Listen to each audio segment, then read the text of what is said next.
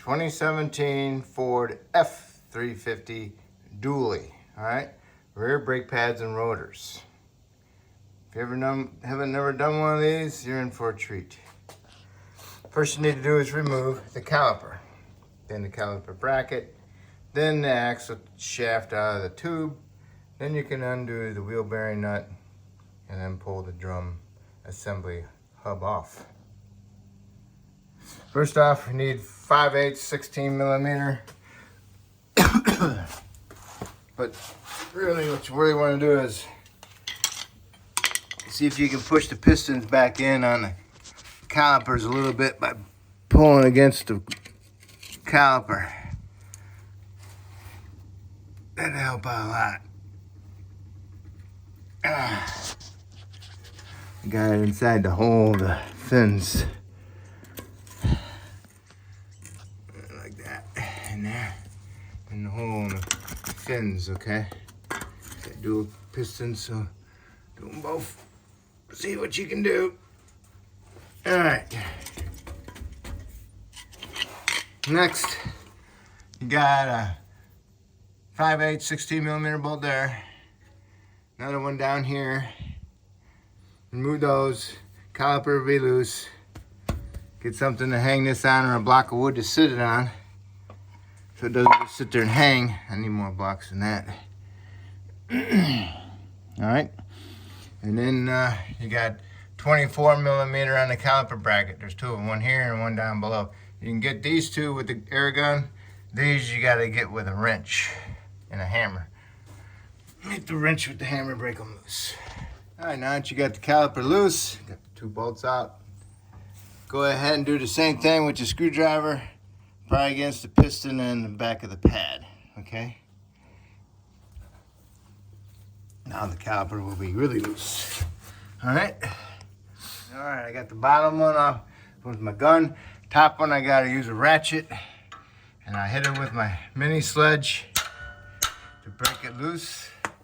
And then from there, you gotta wrench it the rest of the way. If you have a big ratchet wrench, 24, that would work great too. But use your wrench to break it loose with the hammer. Okay, pull your pads out, pull the bundle clips hardware kit out of here. You need to do is you need to clean up where the clips go, get that rust out of there, get it nice and shiny, and then throw some paint on it.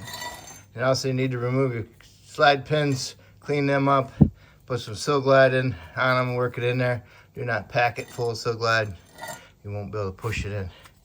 This one's frozen, so I'm gonna have to do something with that one. Heat it up.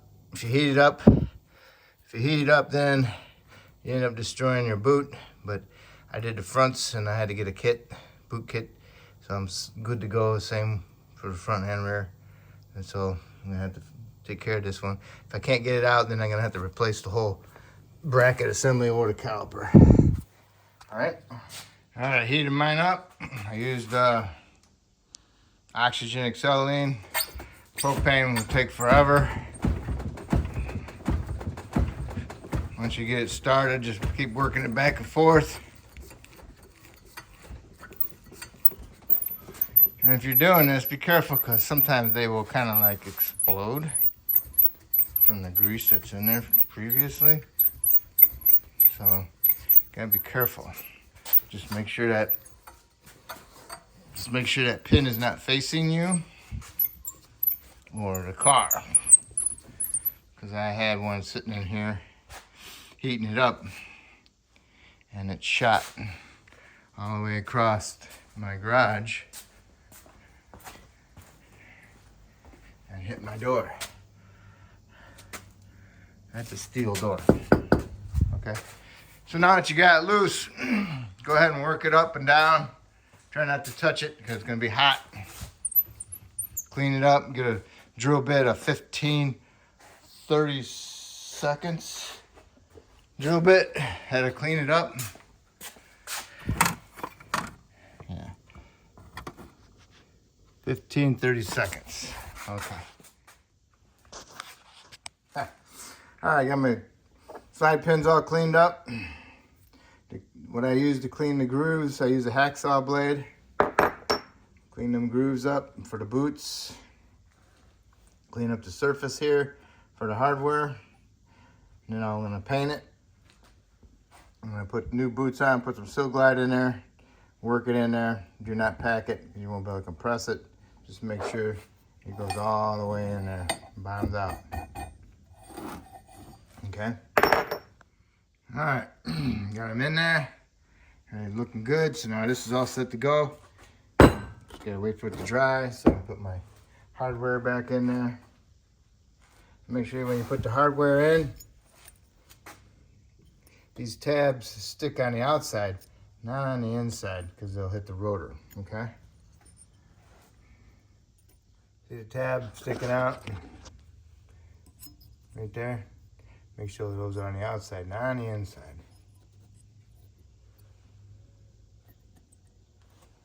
Okay, this is nice and flush.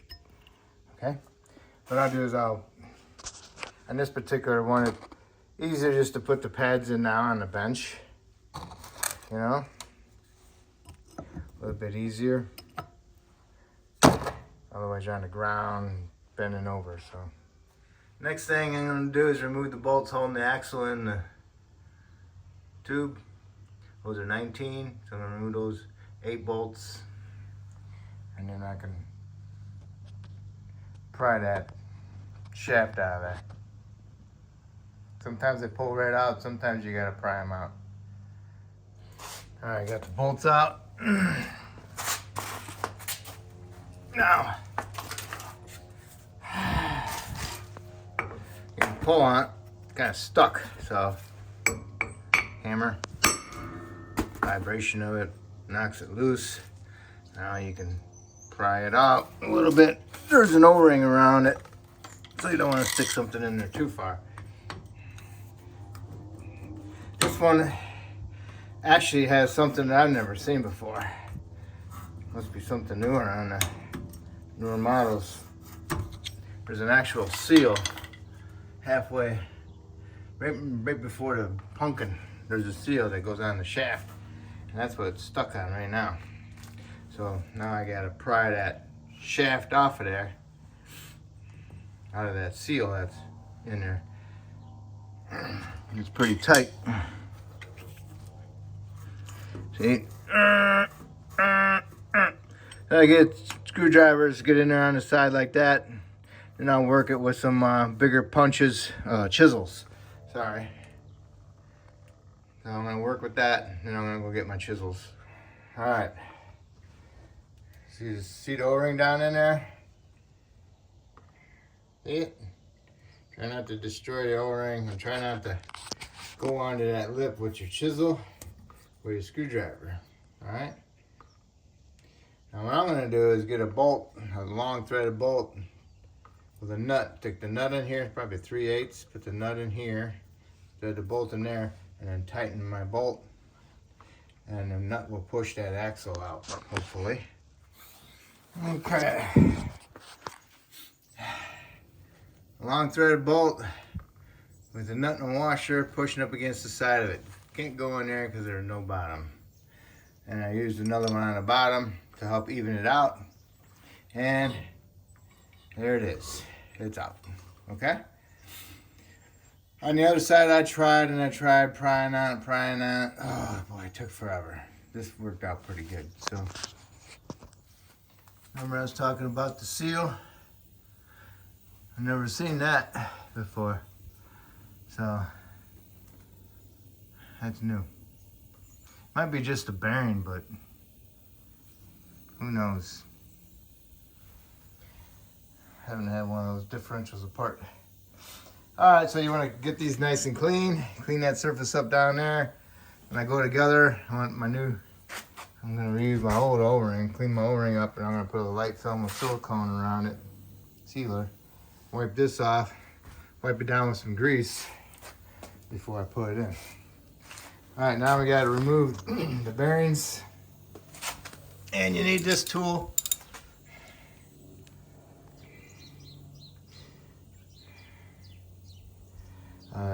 W83008. Okay, or fabricate something to fit in there with the notches, 4 notches. Okay, so that's a ratchet nut. So rare old right hand nut. So okay, here's the ratchet nut. Okay, remember the keyway right there. See it? It goes into the tube. All right, get yourself a pry bar. Pry against the rotor and the knuckle. Boom. Do not pry against the shield. You'll bend it and never get it right. Get it loose. Grab hold of your bearing. Set it aside. Now what you can do is go in there and grab it. One hand here and one hand back there. Grab it, put it on the ground. Lay it on top of a pig mat, oil absorbent mat. This side down because we're going to remove the rotor from the inside. All right, there it is. Those are the bolts you got to remove to get the rotor off. All right. Gonna clean that axle tube up. Remove some of this rust on there, right here. Careful not to put too much onto that surface. That's your sealing surface. Clean up your brakes a little bit. Put a little bit of lube on your moving parts. Inspect your brake shoes. Make sure they're not separating off the backing plate of the shoe. Everything looks good. So clean this up and replace my rotor. All right, I got that all cleaned up and put some grease on it. Got some grease on that one. Got that cleaned up. Got my O-ring on it down there. It's ready to put a little bit of silicone sealer on it. Now I need to do is remove my bolts from my rotor. That's an E18 inverted Torx. All right, I got my bolts out. Cleaning them up. Got it separated. Lifted right off. What you need to do is clean this surface up the rotor sits on. And there's your seal. Man, I hate replacing these seals, especially if they're not leaking. But chances are, you don't replace it, and it leaks. You replace it, and it leaks. Now I was getting that seal out. I started out with these little ones. Went on to the next size up, and then I got a bigger one. Slowly working my way around. And just have to grab hold of that lip with it and pull it up. Boom. Yay. All right. And then wipe off your bearing and put it in your parts washer. Okay, here's my parts washer.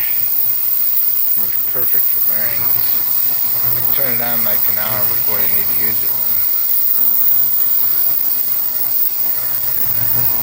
I'll show you when they come out. About 30 minutes. Okay, they're done. Took them out. And I just got to spray them down some brake clean and then blow dry them. And then put some new gear lube on them and then install it. You can tell how your rear end's doing just by looking at the bearings to see if there's any metal flaking in there or anything. This is actually looking pretty good. And if you wipe inside there, if you get any shiny stuff like metallic-y, then you know you have some little bit of wear going on. But this one is just dirty looking. Everything looks good. Even the bearings, there's nothing showing up on them. So everything looks good. So now I'll put some gear lube on them before I install them. And then I'll roll them around a little bit, work it in there.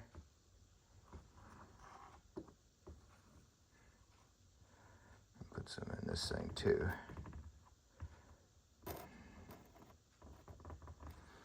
Okay, and I'll work it, spin them, and then I'll put it in there, and then I'll put some more on it.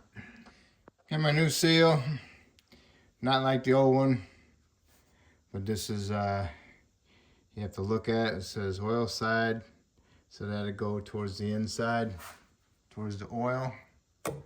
Okay, and we'll install it. I'll use What did I use? I'll tap it down in there to get it started past that. And I got I think I used this. Yeah. I use that to work my way around with it. Use this to work my way around. Okay? So just get it started. And I'll put my tool on there to tap that instead.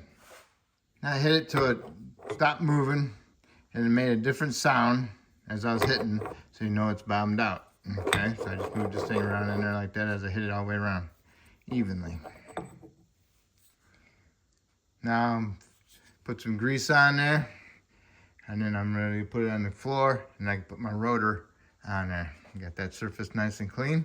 I'm gonna put some anti-seize on it, and then I'll put my rotor down on it, and then some Loctite on my bolts a little bit. All right, got the bolts in there. I need my fingers. Those are somebody else's that had it before me. Start over. All right, got the rotor on there. Put some anti-seize around on the back side of the rotor under the hub. Snugged up all the bolts. And then you want to torque them. Crisscross pattern, 89 foot-pounds. Okay. So now that's ready. That's ready. You pick this up, put it on there in all one motion. Get it on there as far as you can get it on there so you don't drag across that seal. Kind of hard to, but yeah. Don't want to drag it across the seal up onto the bearing part there where the seal goes. All right. So that's what we're gonna do, and then have your other bearing ready and your nut ready. Okay, got the hub on there. Whew. Now I can fish my bearing, put it in there, put my nut on it, and start tightening it up. As you tighten your nut, spin the rotor assembly. Okay, mine is bottomed out. Now all I need to do is torque it. Okay. When you're snugging up that nut, you give it a little crank, and then you spin the rotor, crank, spin the rotor, crank, spin the rotor, till you can't turn the nut no more with that little ratchet. And keep spinning that rotor. All right, you're gonna torque it to 70 foot-pounds. And then you're gonna back it off 6 clicks, which would be about 1/8 of a turn, okay? Yeah, it's really hard to hear the clicks, so I go by the 1/8 turn backwards. And I torqued it like 4 times, and each time it added a little more, but each time you torque it, turn your rotor, okay? So right now, it's set. Torqued it at 70 foot-pounds, backed it off 1/8. It's really hard to hear the clicks, okay? So now, what I'm gonna do is put my axle in there. It's all lubed up, ready to go. Now I need is to put some silicone sealer on it, and I can blotch it on the hub itself. And then go ahead and put my bolts in there, put a little bit of Loctite on them. And then I'll tighten those up to 80 foot-pounds. What I'd use is a torque stick, 100 foot-pound torque stick. Get my sealer on there, my O-ring in there. So as you're pushing this in, you'll come close to it. What you want to do is you want to go ahead and push down on the axle a little bit to help guide it into that differential itself. Turn, spin it, turn around, tap it. And then line up your bolt holes, and then pick up the axle and get your bolts started. Get them all started. And then you can go ahead and torque them. I use an 800-pound torque stick. All right, I got these torqued. Next, put my caliper bracket on with my brake pads installed. As soon as you get one bolt,